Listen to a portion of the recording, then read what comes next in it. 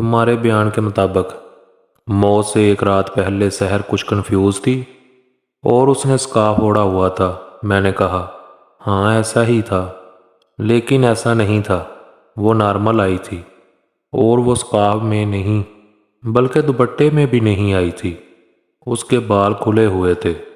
اس بات کی گواہی آپ کی نوکرانی دے سکتی ہے۔ یہ غلط ہے، آپ میری بات کو جھٹلا کر نوکرانی کی بات کو اہمیت دے رہے ہیں۔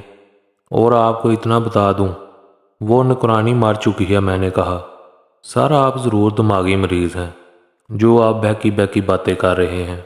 مجھے ہلکا سا غصہ ضرور آیا لیکن برداشت کر گیا۔ کیا تم جانتی ہو وہ نوکرانی کون ہے؟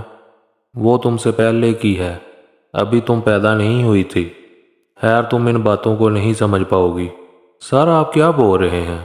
کس نوکرانی کی بات کر رہے ہیں؟ مجھے علم نہیں۔ میں بھلا کیوں سحر کو قتل کروں گی؟ تاکہ آپ ظفر سے شادی کر لیں۔ مونا پریشان ہو چکی تھی۔ رات اور گہری دھند ہر چیز پر جیسے سفید چاندی سی چھا گئی تھی۔ میں اپنے کمرے میں ہیٹر کے مزے لے رہا تھا کہ اچانک لائٹ آف ہو گئی اور مکمل اندھیرا چھا گیا۔ میں نے یو پی ایس کے چلنے کا انتظار کیا لیکن یو پی ایس آن نہ ہوا، تو میں نے اپنا سیل اٹھانے کے لیے سائڈ ٹیبل پر ہاتھ مارا تو جیسے 1000 وولٹ کا کرنٹ لگا۔ کسی نے میرا ہاتھ پکڑ لیا تھا۔ وہاں ایک انسانی ہاتھ تھا جس کی گرفت کافی مضبوط تھی۔ میں نے ہاتھ چھڑانے کی مزاحمت نہ کی کیونکہ اگر ہاتھ چھڑاتا تو ہاتھ ٹوٹنے کے چانسز تھے۔ تم اچھے انسان ہو اس لیے تمہاری مدد کو آئی ہوں۔ وہ بوڑھی مگر سخت آواز تھی۔ کون ہو تم اور میری مدد کیوں کرنا چاہتی ہو؟ گھبراؤ مت، تم جس کو اچھا سمجھ رہے ہو دراصل وہی اصل قاتل ہے۔ تم کس قتل کی بات کر رہی ہو؟ سحر بی بی کی۔ میں چونکا۔ تم کون ہو؟ سحر کے گھر میں نوکرانی رہی ہوں۔ عرصہ دراز پہلے موت ہو گئی تھی میری، وہ بولی۔ تو پھر تم زندہ کیسے ہو گئی؟ اس نے زہر سے کہکا لگایا۔ میں روح ہوں جو خاص طور پر تمہاری مدد کے لیے آئی ہوں۔ اوہ اچھا، تو پھر بتاؤ اصل ماجرا کیا ہے؟ اصل قاتل کون ہے؟ تم صرف اتنا جان لو کہ موت سے ایک رات پہلے سحر کھلے بالوں کے ساتھ آئی تھی۔ وہ شام کا وقت تھا جب مونا نے سحر کو دودھ میں نشے کی گولی ملا کے اس کے بال کاٹ لیے تھے۔ پھر اس نے خون کی آدھی بوتل بھی سحر کے جسم سے نکال لی تھی۔ کیا تم جانتے ہو کہ مونا ایک جادوگرنی ہے؟ اس نے مخصوص سحر پھونک کر قبر کے اندر رکھ دیا جس کا رزلٹ موت نکلا، روح نے بتایا۔ لیکن مونا کو اس کا کیا فائدہ ہوگا؟ ظفر کی محبت اور دونوں کی شادی کا پلان ہے۔ مطلب اس گیم میں ظفر بھی شامل ہے؟ ہاں، دونوں نے مل کر مارا ہے اس کو اور کھچڑی اس طرح تیار کی کہ نائلہ پھنس جائے۔ لیکن مونا نے سحر کی جان اس طرح کیوں لی؟ سحر کو مارے بغیر بھی یہ مقصد حاصل ہو سکتا تھا۔ ایک روز سحر نے مونا اور ظفر کو نازیبا حالت میں دیکھا تھا۔ سحر نے اسے اس غلط اور نازیبا ملاقاتوں سے روکا۔ پھر اس نے دھمکی دی تھی کہ وہ سب کچھ امی کو بتا دے گی۔ صرف اس دھمکی کے بعد ہی دونوں نے مل کر پلان بنایا اور زوردار قسم کے جادو کا سہارا لے کر مار ڈالا۔ نائلہ کا جوتا مونا کے گھر سے کیوں ملا؟ نائلہ نے اپنے جوتے کو 1 منٹ میں پہچان لیا۔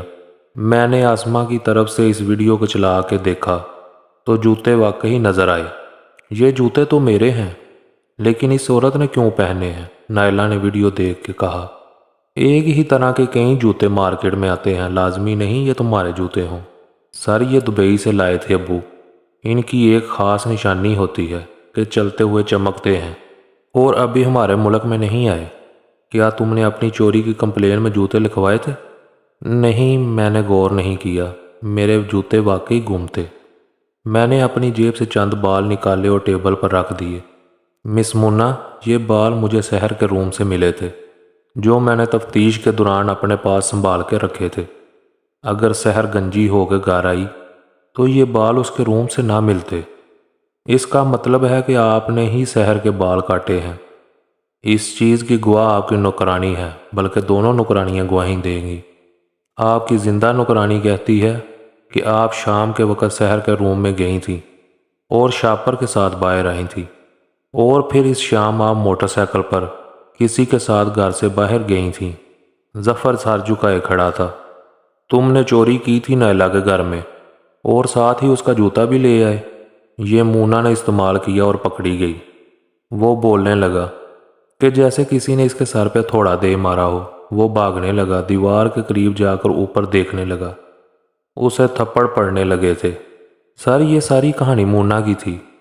ہم دونوں ایک دوسرے سے محبت کرتے تھے۔